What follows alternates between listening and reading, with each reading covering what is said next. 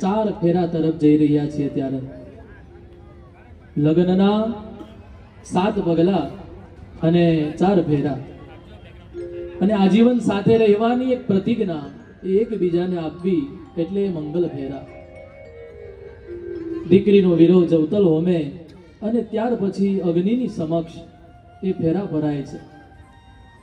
દરેક ફેરે વિશિષ્ટ દાન અપાય છે.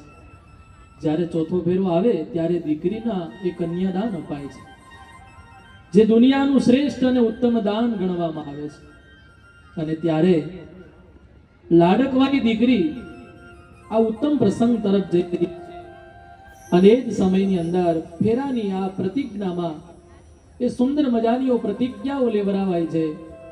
અને તે ફેરાના 4 વચન એટલે કે ધર્મ, અર્થ, કામ અને મોક્ષ. પ્રથમ 3 ફેરા પુરુષાર્થના છે